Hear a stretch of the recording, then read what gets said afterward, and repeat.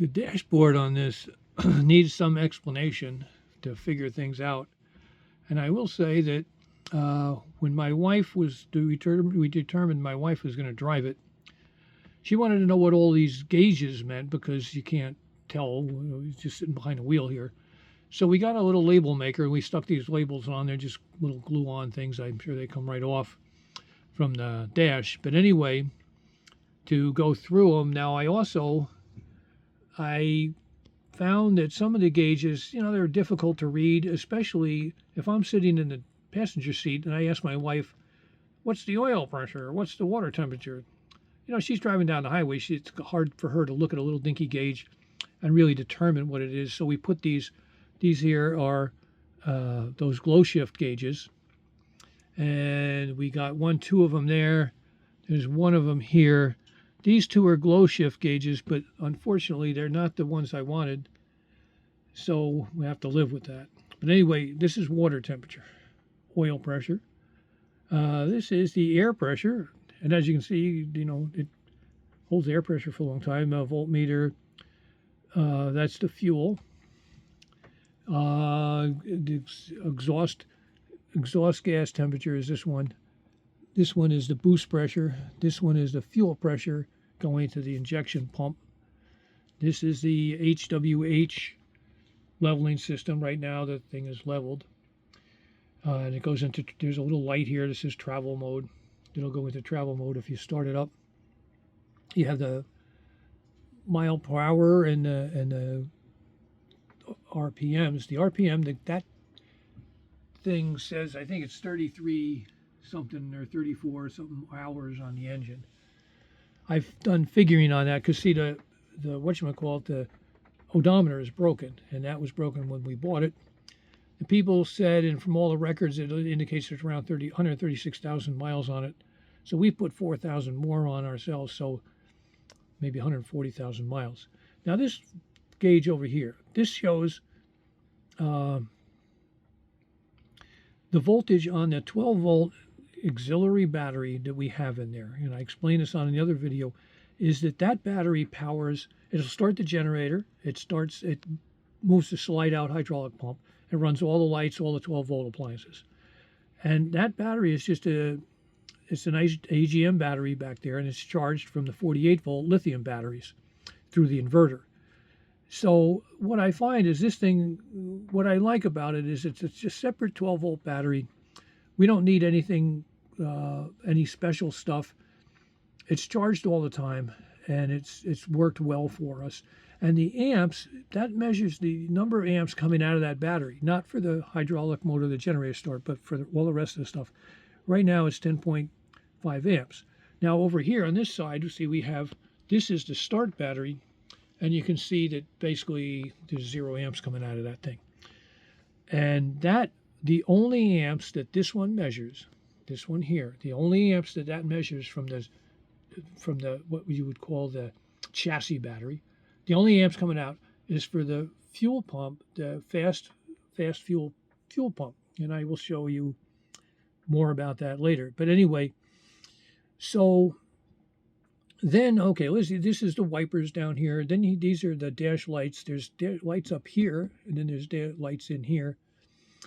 And the glow shift gauges are on their own separate system, so that's different. But then you have all these switches, left, right, back, and whatever that one says, center thing. That's for the camera. Okay, so right now this camera shows us, oh, yeah, okay, see, that's the back. See, so that you can see the hitch to hook the Honda up to sticking out of the back of the motorhome. And that shows you the back. So you turn that one off, and it goes back to the aerial view, and you can see the Honda is parked in front of our motorhome right now. Now, if I was trying to get a guy that has a drone, and I wanted to get a drone shot of the roof of the motorhome, because then we could replace this generic picture with one that's actually ours. But see, if you put the right blinker on, that's the right side of the thing. This is the left side of the thing. When you turn the signal on, of course, it does the same thing. It goes back and forth. And my wife absolutely loves that camera. because as you can see, she drives along like this. You can see what's around you. You can see what's there, what's coming up. If there's somebody in the lane, or if you can see how close. The white line, you can drive, and the white line just goes right under that side there. And so you know exactly how much room you have on that, or the yellow line on the other side. But anyway, so those switches control that. I put those in, but just because I felt I wanted control in case someday you didn't want it to go on with the blinker. You can actually set it so it just stays on. It stays on that picture all the time without going with the blinkers. Okay, so the boost pressure and the exhaust temperature, the HWH leveling system, the amp meter here. Now these do have switches on them, both of these meters, so you could turn them off if you put it in long-term storage and didn't have it connected up to a battery. Then there's this emergency flasher switch, and I would have to show you the video of those things. And then you have these electric shades that go, up and down. And there's this one here. Those go up and down. Yeah, okay, and this radio here. Oh, on this side here you have, I'll have to explain some stuff on that too. Oh, okay, let me come over here. Over here you do have this one here, which is, this is to dim the gauges. And that's for the glow shift gauges. I put something in for that. Then you have the backup light. There's a really bright, really huge bright backup light that goes on back there. And this is that's for the camera that we just saw, the 360-degree camera. And this is for the, and there's a light in the engine compartment, yeah. Now this camera, one thing I meant to mention on the camera is that records on there's 4 SD cards in the box under the dash. So this is like it's like having a dash cam or whatever. Or even when you're at a campsite, I leave the camera on all the time. I never turn the box off. I turn the monitor off. But that's recording the whole picture around your motorhome. It's recording it 24 hours a day, 7 days a week. As long as you leave it on, it's recording it. And of course, it overwrites the cards as you run out of room. So that acts as a thing. If somebody hit your motorhome or somebody was fooling around, you'd see the person. Just like a Tesla. Okay, now here we have this thing that says oil pump on it. This is the ignition key. This is the radio dimmer, so you can dim this radio here at night. I put that in separate because sometimes you drive in the daytime with your lights on. You don't want the radio dimmed, you can't see it. And then this turns on the radio. This is for charge. This is actually here for charging. It's a USB charger thing. These 2 knobs here, those are for the fans. There's 2 fans up there. And those control those. So now let me explain the oil pump thing. I know you have to. When you push this button here, there's a pump in the back. And that pump pumps oil from the oil pan and up and through a filter and into the oil galleries. The reason that's there is because we had this motorhome in Idaho for all those years. And sitting in Idaho, what happens is you cannot start the thing from December, really November, December, January, February, March. You can't start it. There would be absolutely no sense to start it unless you had it in a heated garage the whole time, because it's just too cold. So the best way to deal with that I felt is I didn't want to let the engine sit all year and not have any oil when you go to start it. You just cringe. So I put this pump in, and it works great. It fills the engine with oil, right? I mean, it fills all the galleries. It goes up to the cam and the turbocharger and everything. Then to make it even better, I actually have a timer up there up here in that thing. There's a timer. And I just picked a random thing. I decided Monday, Wednesday, and Friday. So when that timer's plugged in, we don't have it plugged in now because we're here.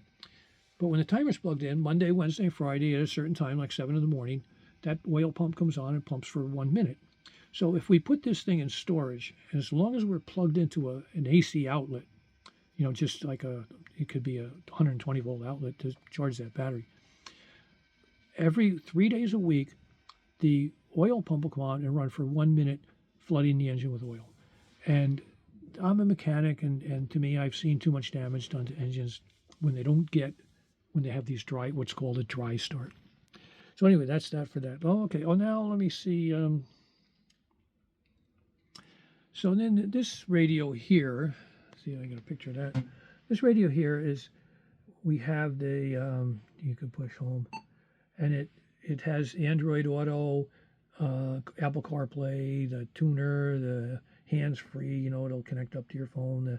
Then it has cameras here. Now for the cameras, we need to turn on the engine, because I connected them over here. So the cameras, that shows the roof camera.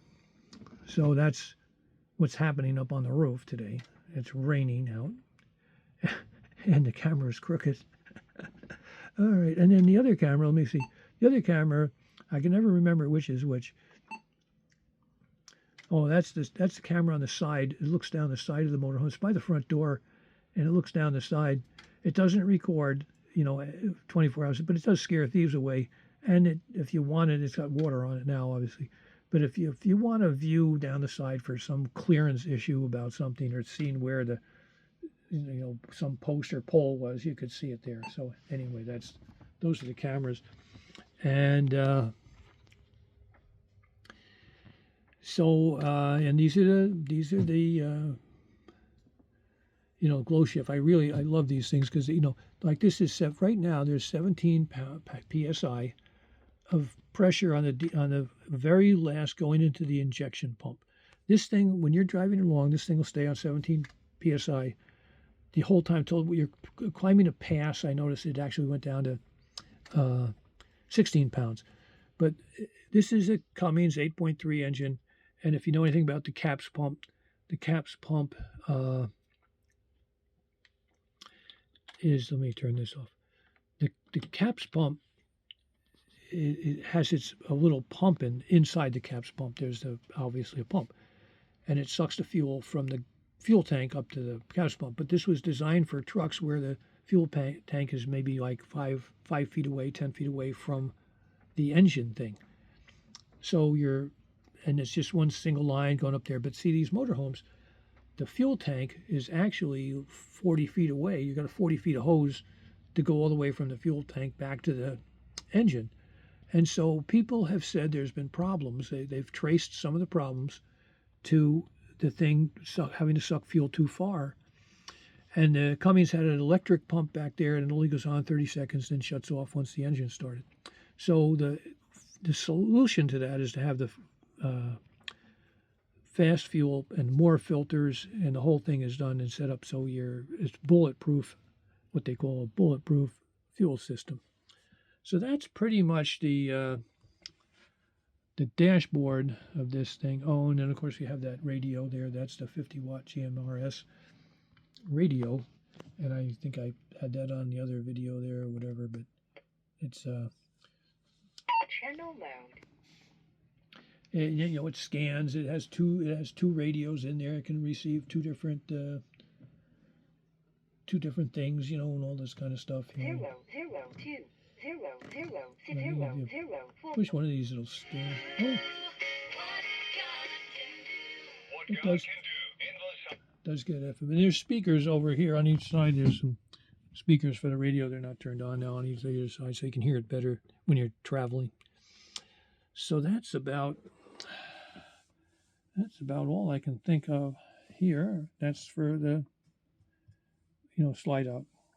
Oh, and this one here, there's a pump underneath there, and it circulates the water from the engine all the way through these heaters up front and everything like that. And of course, when you drive this thing, when we stop driving it, your water tank temperature is 145. That's what it usually ends up at, because the water is circulated through the hot water tank to heat your hot water for free, as you're driving. And that's about it for